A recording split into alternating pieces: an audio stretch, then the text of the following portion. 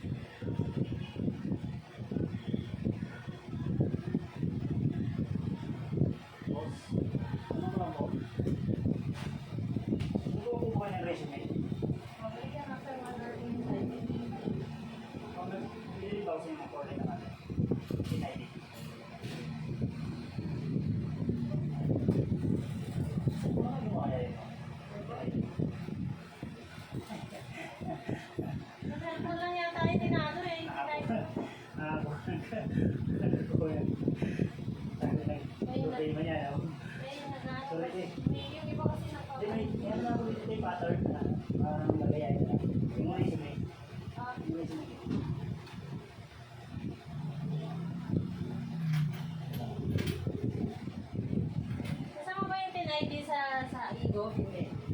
Iba yun? Iba. Baka ano, gusto sana mangyari kung isang pong lang daw. Kasi yung pagkagawa kasi yung pala dalawa. Baka yung pattern niya, i-design niya. Bali ngayon, mga lodi, nakagawa tayo ng bali ito yung magiging setup niya. Yung isang slot kasi hindi kasya, kaya nag-improvise tayo galing sa Epson hose. Bali dudugtong natin siya dito. Kanina yung dulo.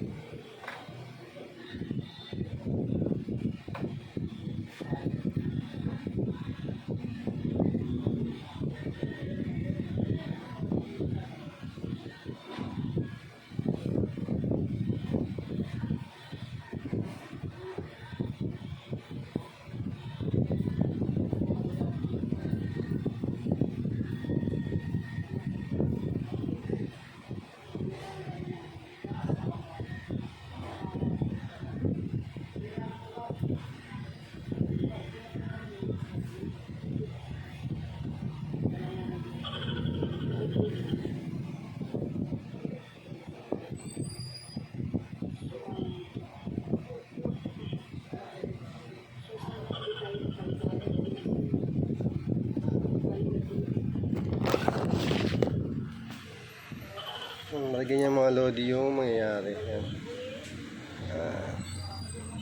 Bali ito yung black, then ito yung mga ibang kulay. Kaya kung meron kayong ito, connector, huwag nyo itatapon para ito yung maging converter nyo para makonect dito sa external. Ito kasi galing sa Epson kaya lang hindi siya compatible dito. Sayang sana. Kaya lang ito sobrang liit. Mas okay pa rin yung ito. Gagamitin yung original. Ayan. Subukan natin. Lagyan natin ng into. Balik na natin yung cover dito sa ilalim. Dito yung cover niya sa ilalim.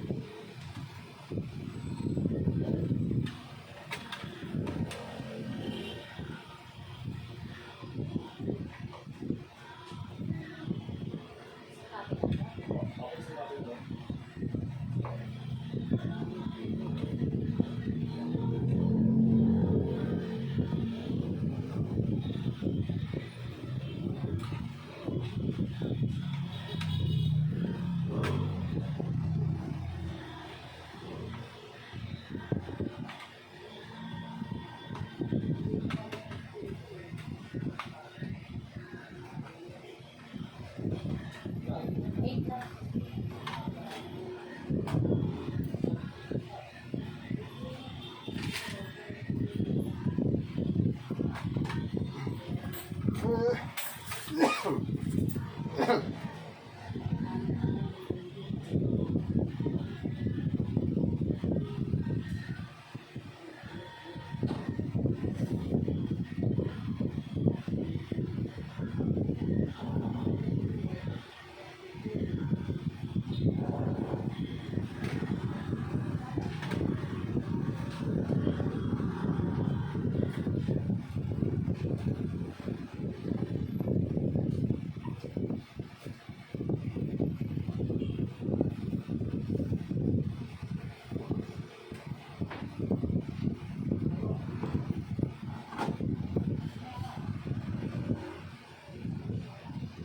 Ito, mas matibay ito. Hindi na ito pupunta.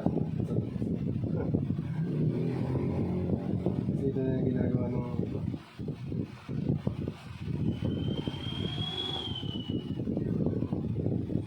ito lang, paulit-ulit. Sige. Ito ba yung most Malaki kasi yun eh. Hindi niya nakayanan. tanggalin? Episode.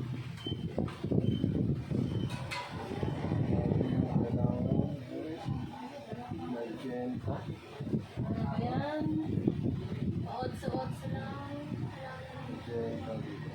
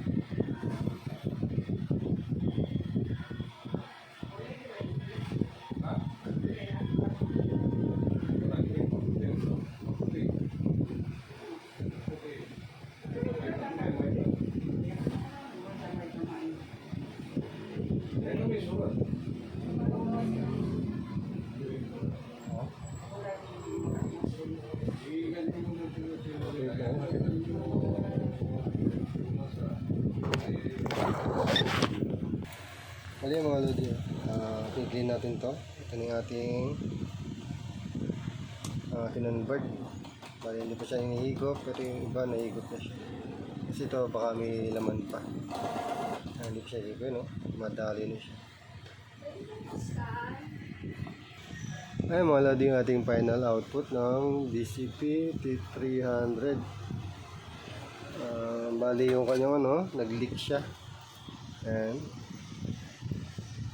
Nire-remedyohan natin pero hindi na ma-remedyohan mga lodi. Kaya nag-decide na tayo mag-convert. Yung mga gusto magpa-convert dyan, PMPM lang para convert natin ito.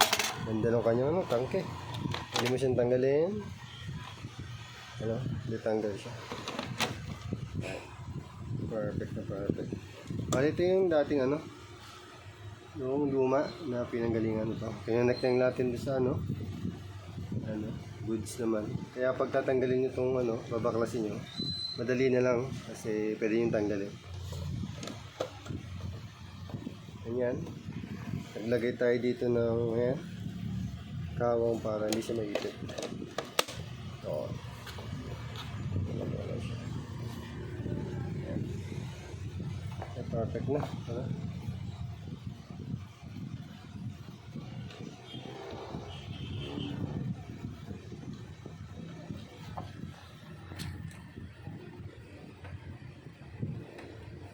Kasi natin, okay lang natin. Yes. Ayan. Spin tayo mga lodi para makita natin. Ayan. Spin. Ano nyo, perfect oh. Ganda ng kanyang ink. Diretso siya oh. Makikita natin doon kung nagkakaroon ng leak. Ayan. Makikita natin doon. Oh, perfect mga lods. Ganda. Ayan. Pag may ganito kayong printer, kadalasan kasi ng mga old model na Brother DCP T5000 W, basta about 300, 5,000. Yan, nagkakaproblema yun ng sa ink. Kadalasan yun nabubutas yung kanyang tangke mga load. Ito. Yung side kasi yan mga load yan. Mabilis masira. Kagaya yung mga bago ngayon, medyo heavy duty na. Kaya lang yung mga lumang modelo ng DCP T300, DCP T500W, ganun, T700W. Yun nagiging issue dito sa tanke niya. Kaya ang pinakang the best gawin is convert na lang mga loads. So perfect yan. Ganda. Pag nirepilan mo, ayan, ganun na siya. Parang Epson na siya mga load. Epson style. Pwede mo siyang angatin. Ayan. Kasi nalalaglag. Okay, kung gusto nyo yung mga na video ko mga lodi.